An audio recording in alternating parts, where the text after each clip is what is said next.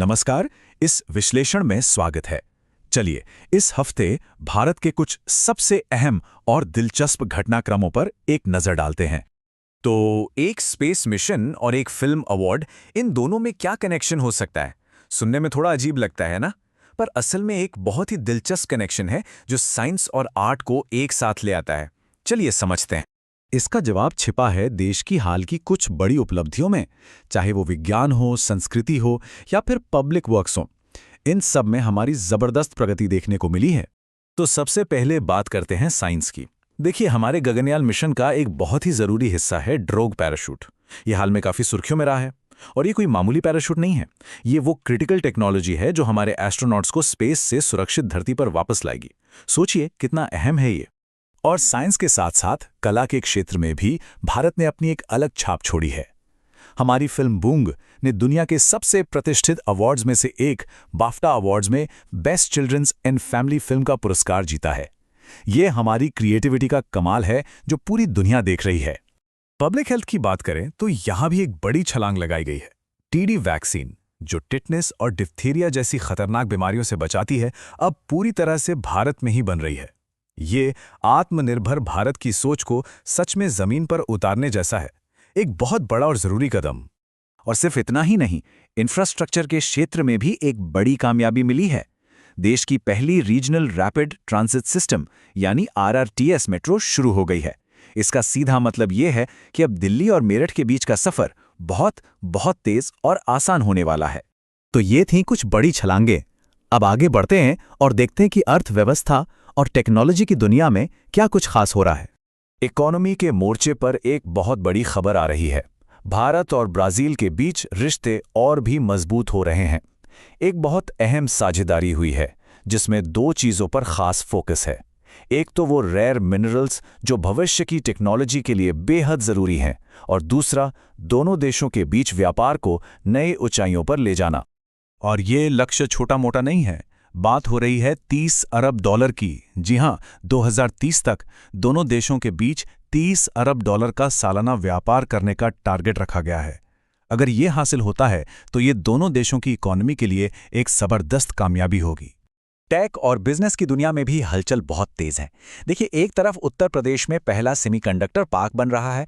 ये हार्डवेयर के लिए एक गेम चेंजर साबित हो सकता है। दूसरी तरफ मुंबई में कृषि में AI को बढ़ावा देने के लिए एक समिट का उद्घाटन हुआ। और लीडरशिप की बात करें तो आशा शर्मा को माइक्रोसॉफ्ट गेमिंग का नया वाइस प्रेसिडेंट नियुक्त किया गया है और समीर कनोडिया को CEO ऑफ द ईयर का अवार्ड मिला है। मतलब हर तरफ एक जबरदस्त मोमेंटम दिख रहा है। चलिए, अब रुख करते हैं गवर्नेंस और नेशनल सिक्योरिटी से जुड़े कुछ जरूरी अपडेट्स की तरफ। इस हफ्ते देश भर से 4 बड़ी खबरें आई हैं। पहली, जम्मू कश्मीर में नए राज्य चुनाव आयुक्त की नियुक्ति हुई है। दूसरी, केरल सरकार ने नेटिविटी कार्ड बिल को मंजूरी दी है। तीसरी और बहुत अहम खबर, बिहार को अब नक्सल मुक्त राज्य घोषित कर दिया गया है। और चौथी, BSF ने अपनी स्थापना के 60 साल पूरे होने पर एक शानदार बॉर्डरमैन मैराथन का आयोजन किया। लेकिन ये जो खबरें हैं, ये बस आज की सुर्खियां नहीं हैं। इनके तार हमारे संविधान और हमारे इतिहास से बहुत गहरे जुड़े हुए हैं। चलिए समझते हैं कि कैसे।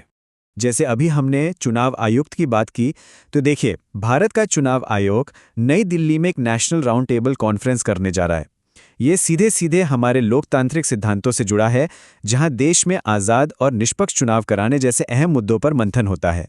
और यहीं से एक बुनियादी सवाल उठता है, वो कौन सा आर्टिकल है हमारे संविधान का जिसके तहत चुनाव आयोग की स्थापना की गई थी? इसका जवाब है आर्टिकल 324। याद रखेगा, यही वो आर्टिकल है जो इलेक्शन कमीशन को देश में फ्री और फेयर इलेक्शन कराने की पूरी ताकत और अधिकार देता है।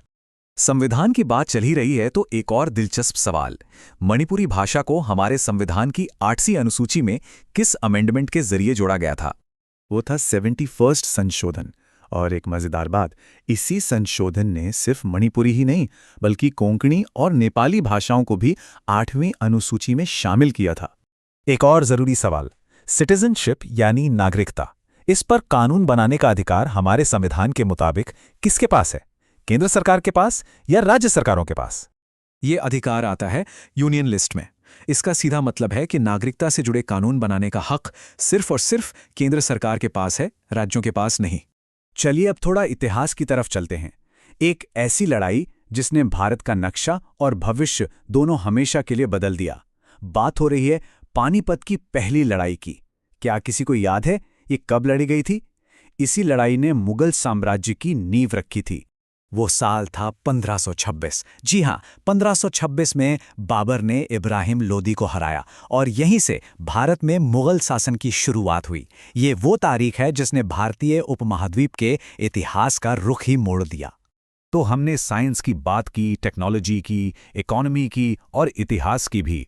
इन सब डेवलपमेंट्स को देखते हुए एक सवाल मन में आता है, आने वाले दशक में भारत को कौन सी चीज सबसे ज्यादा परिभाषित करेगी?